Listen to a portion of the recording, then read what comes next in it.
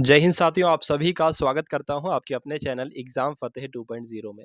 देखिए बात करेंगे यूपी ट्रिपल एससी वीडियो का जो री एग्ज़ाम होने को है, तो जिनका भी री एग्ज़ाम लगा हुआ है उन सभी के लिए वीडियो बहुत ही महत्वपूर्ण होने वाली है।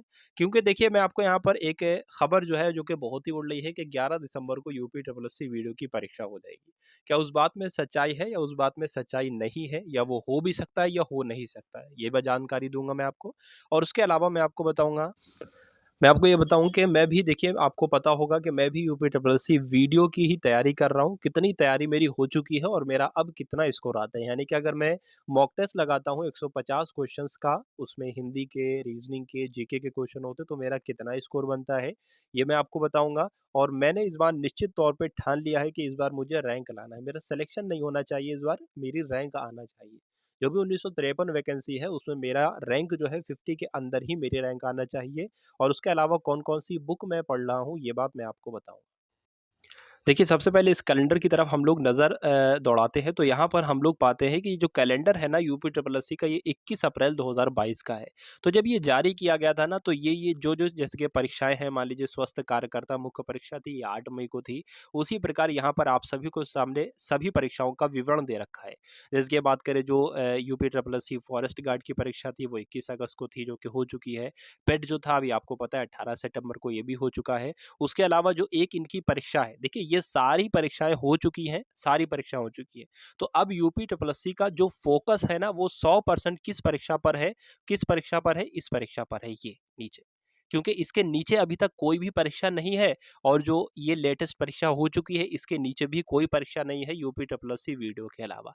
तो अब अगर जो भी परीक्षा यूपी ट्रिपल एससी लेगा ना, वो वीडियो की ही लेगा। अब कब लेगा? दिसंबर में लेगा, जनवरी में लेगा, फरवरी में लेगा, वो मैटर नहीं करता है।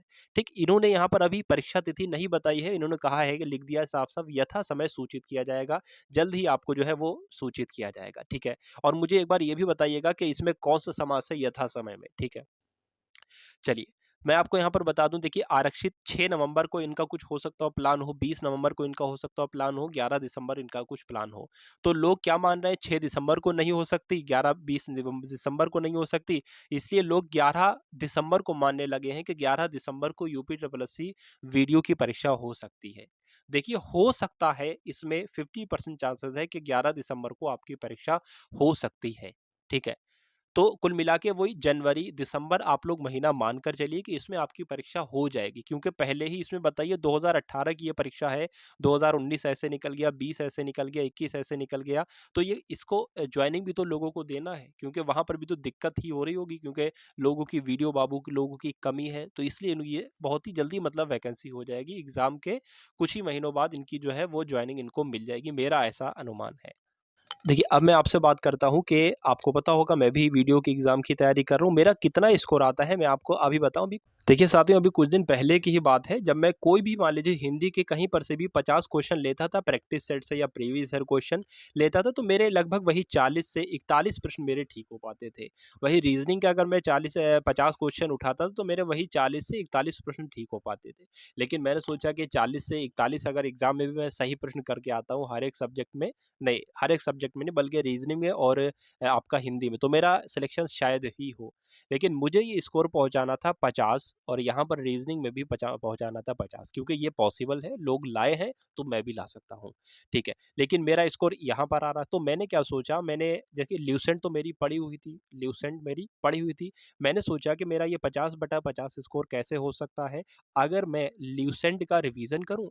जैसे कि मान लीजिए मैंने ल्यूसेंट की पढ़ी वर्णमाला, तो अब वही वर्णमाला चैप्टर मुझे आदित्य में से भी पढ़ना चाहिए, ठीक है? क्योंकि मान लीजिए एक जैसे कि क्वेश्चन मैं आपको बता रहा हूँ वाचस्पति, ठीक है? वाचस्पति। अब वाचस्पति में कौन-सी आपको बताना है, इसमें कौन-सा ठीक है समास है, तो ये तो ल्यूसेंट में मेरे ख़्याल से शायद ये क्वेश्चन नहीं है, आदित्य में ये क्वेश्चन है। अब मुझे ये बताइए कि ये क्वेश्चन मान लीजिए आपकी परीक्षा में आ जाता है और आपने ल्यूसेंट बुक पढ़ी है, अब आप, क्योंकि ये क्वेश्चन तो आदित्य में है और ल्यूसेंट पढ़ने वाले लोग इसको नहीं कर पाएँगे, तो गलती किसकी है? वाचस्पति की गलती है या ल्यूसेंट की गलती है या आपकी गलती है? आपकी गलती है। आपने ल्यूसेंट पढ़ी, ठीक है? गलती ये नहीं है, गलती आपकी ये है कि आपने आदित्य नहीं पढ़ी। आपको ल्यूसेंट भी पढ़ना है, आपको आदित्य भी पढ़ना है। क्योंकि जब मैंने ल्यूसेंट किताब पढ़ी थी तो मेरी 80% तैयारी थी, लेकिन जब मैंने आदित्य भी पढ़ ली तो मुझे ऐसा लगने लगा मेरी अब 100% तैयारी हो चुकी। तो सबसे पहला आपको काम ये करना है कि दोनों किताबें आपको पढ़ना है। जैसे कि मान लीजिए समाज आपने ल्यूसेंट से पढ़ लिया, तो उसके बाद आपको आदित्य से भी पढ़ना है। उसमें जो नए-नए क्वेश्चन है उसकी भी आपको प्रैक्टिस करना है। एक-एक प्रश्न आपके दिमाग में छपा होना चाहिए। अब बात कर लेते हैं, देखिए रीजनिंग की मेरी कितनी तैयारी हो चुकी है। जो मानसिक तर्क शक्ति के जो भी चैप्टर हैं वो मेरे कंप्लीट हो चुके हैं। जैसे कि जो अंग्रेजी वर्णमाला वाला चैप्टर होता है, ठीक, सीरीज वाले क्वेश्चन होते हैं, कोडिंग डिकोडिंग है, प्रतिबिंब है, पासा है, ये सारे मेरा कंप्लीट है। गणितीय तर्क शक्ति के भी सारे चैप्टर हो चुके हैं। विश्लेषणात्मक तर्क शक्ति के भी सारे चैप्टर मेरे हो चुके हैं। बाकी मेरी अभी तर्क शक्ति, ठीक है, तार्किक तर्क शक्ति है, वो क्वेश्चन बचे हैं, वो वाले चैप्टर बचे हैं। जैसे कि कथन और निष्कर्ष अभी नहीं पढ़ा है, कथन और तर्क, कथन और पूर्व धारणाएं नहीं पढ़ी हैं। पढ़ी तो है, इनको दोबारा से रिवीजन करना बाकी है, ठीक है। और आभाषिक तर्क शक्ति, नॉन वर्बल रीजनिंग अभी मेरी बाकी है। तो मुझे ऐसा लग रहा है कि 7 दिन में मेरा ये कोर्स कंप्लीट हो जाएगा रीजनिंग वाला। अब 7 दिन के बाद मैं पहले तो देखिए 50 में से मैं 41-40 क्वेश्चन कर पाता था। अब ये मैंने 15 दिन जो पढ़ाई की है, रिवीजन किया है, उसमें आदित्य एक्स्ट्रा पढ़ी है और रीजनिंग भी कुछ एक्स्ट्रा पढ़ी है।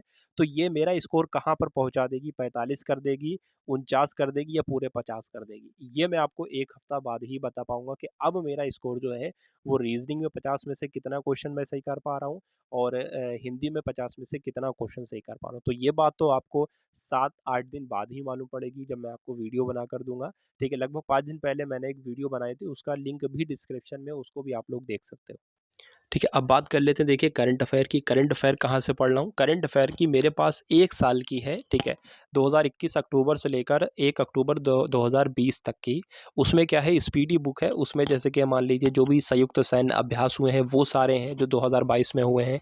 जो भी ठीक है, जो भी ब्रांड एम्बेसडर बने हैं वो सारा लिस्ट है। मतलब हर एक टॉपिक के कम से कम 100 क्वेश्चन आपको मिलेंगे, ठीक है। वन लाइनर में भी हैं, ऑब्जेक्टिव भी हैं, ठीक है।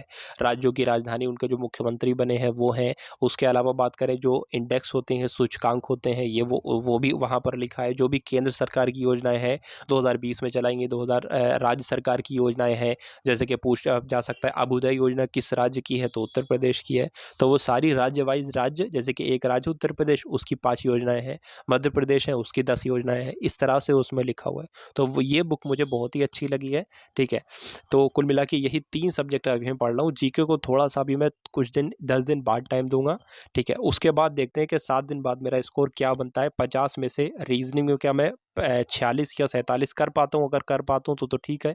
अगर मेरा 41-42 ही रहते हैं तो ये बहुत ही बुरा होगा। और पहली बात तो 41-42 रहेंगे ही नहीं, कम से कम 46 तक तो मैं पहुँच ही जाऊँगा और हिंदी में भी वही मैं 46 से 47 तक पहुँच जाऊँगा। उसके बाद मुझे ये 50 में से 50 करने के लिए मुझे क्या करना पड़ेगा? प्रैक्टिस सेट सॉल्व करना पड़ेगा। प्रैक्टिस सेट मैं ये सोच रहा हूँ कि जो 2018 में ग्रुप डी का एग्ज़ाम हुआ था, उसमें रीज़निंग में 5000 मेरे ख्याल से क्वेश्चन है मेरे पास, ठीक है। मतलब चैप्टर वाइज़ हैं, जैसे कि वर्णमाला के 300-400 क्वेश्चन है, कोडिंग डिकोडिंग के 300-400 क्वेश्चन है, उसकी मैं प्रैक्टिस करूँगा तो मुझे पूरा यकीन है कि उसको कंप्लीट करने के बाद ये 4-5 हज़ार क्वेश्चन मेरा रीज़निंग में 50/50 का स्कोर हो जाएगा, ठीक है। अगर वो पीडीएफ आपको चाहिए तो लिंक डिस्क्रिप्शन में है टेलीग्राम का, वहाँ पर मैं डाल दूँगा, आप लोग जॉइन ज़रूर हो जाइएगा, ठीक है। तो बस यही बातें आप सभी लोगों से करना थी। चैनल को सब्सक्राइब कीजिएगा। जय हिंद साथियों।